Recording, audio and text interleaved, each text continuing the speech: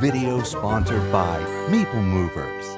No minimum order, no subscriptions. Free shipping on every item, every day. At meeplemovers.com. Hello and welcome to Brian's Got Game. I'm Brian, and today I've got a game called Brikks. Brikks is a 1-to-4 player roll and write game by Wolfgang Warsch and published by Stronghold Games. In this game, players are trying to fill in rows using different shapes of tetrominoes as they fall into the play area, like a certain game from the 80s with falling shapes. There are 2 dice used in this game, which adds some randomness and denote the shape that you will need to write on your paper. The active player rolls the dice and can choose to re-roll them once if they don't like the outcome. Players can earn actions which allow them to rotate the shapes, and players score bonus points for completing multiple lines at once. So let's check it out, and I'll show you how to rotate the pieces, when to use bombs, and how to score big points in Brikks.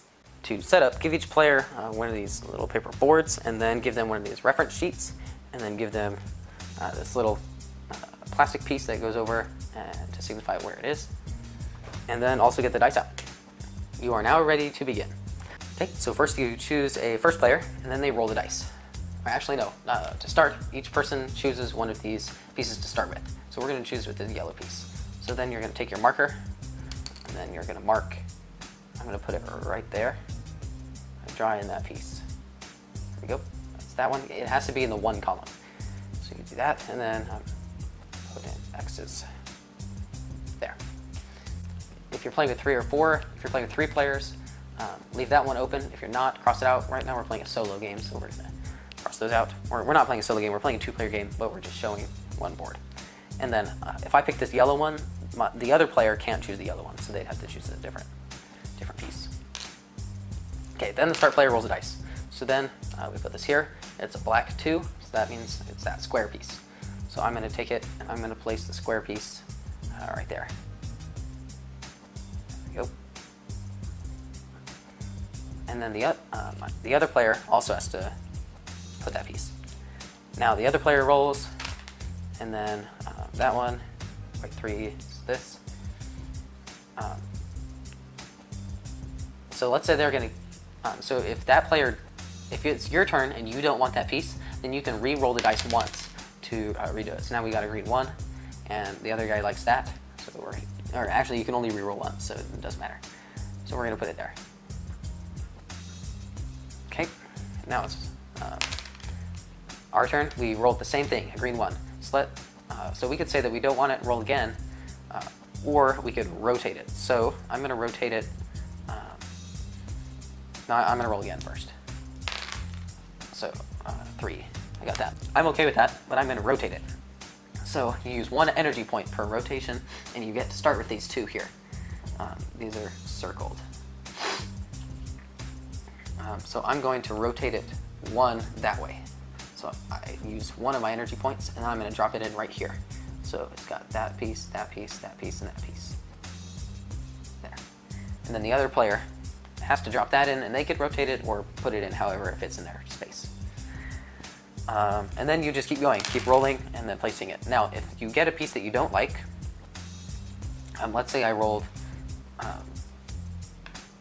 a 1 blue, and that doesn't work. I really don't like that piece, so I can choose to do that bomb. So then I just don't do anything that turn. I just skip. I don't have to place anything. And then if we roll again and I still don't like that one, you blow it up again. So the first time you sacrifice 1 point, then 2 points, then 4 by blowing it up every time.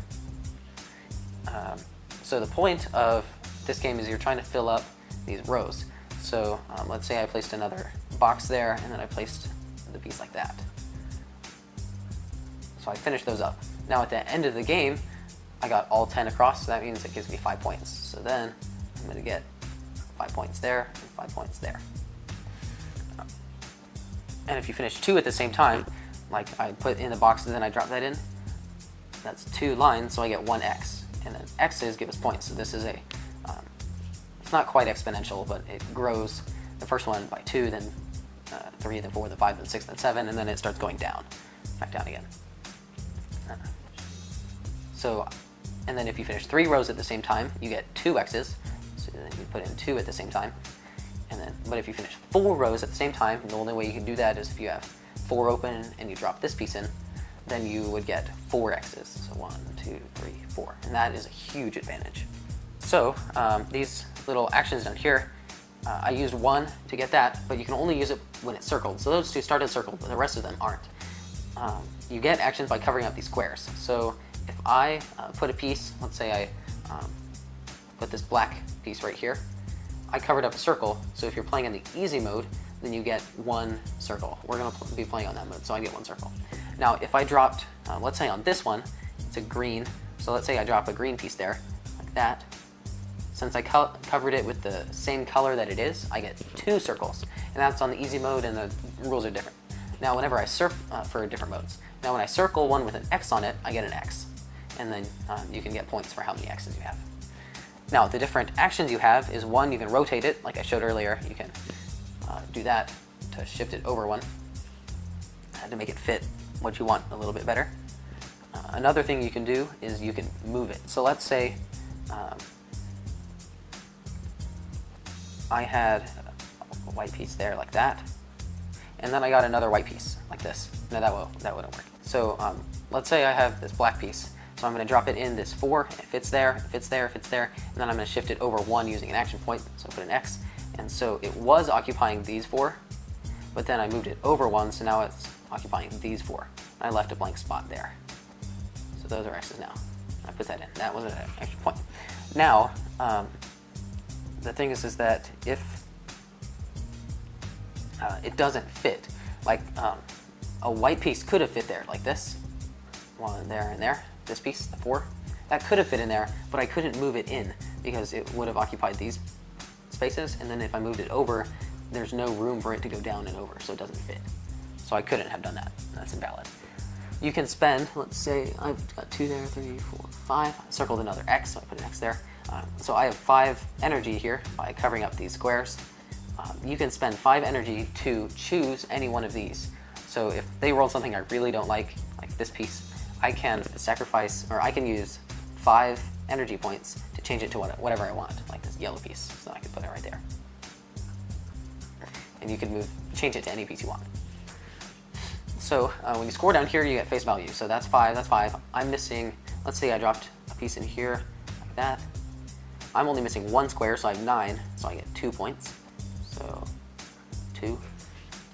And then here I have a full set, so that's another 5. And then you score this one, I'm missing 2, so that's 8, 1. Now up here, it's times 2. So if I have a full row right here, normally you'd get 5 points right here, but since it's times 2, you get 10.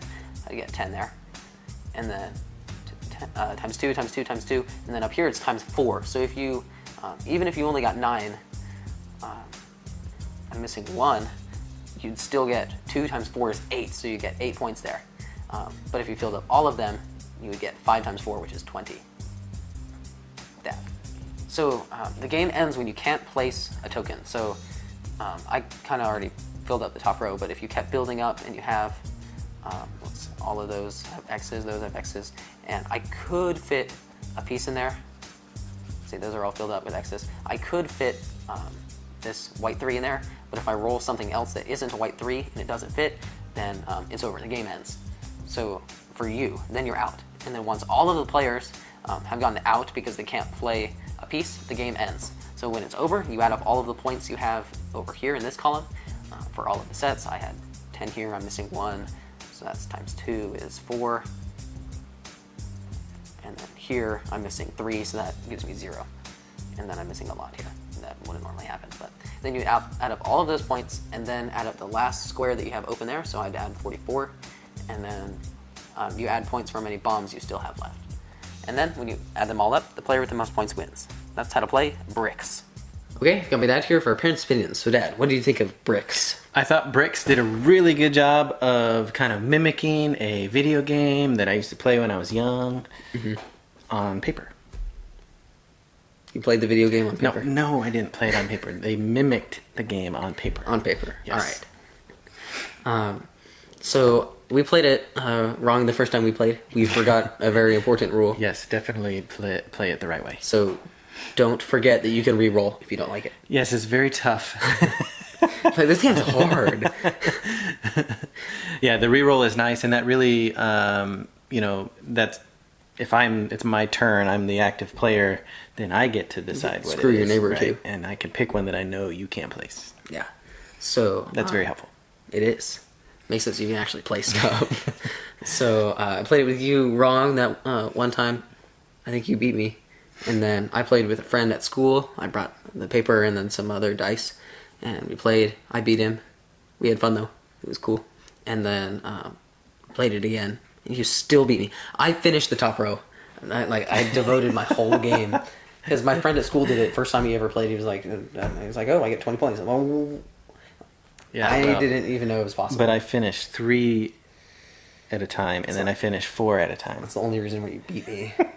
That's the name of the game. I missed 2 squares in the whole box. And that's the least amount you can miss, because it's not divisible by 4. So I placed all of the pieces I could. You just need to practice more. Get a Nintendo and play. Alright.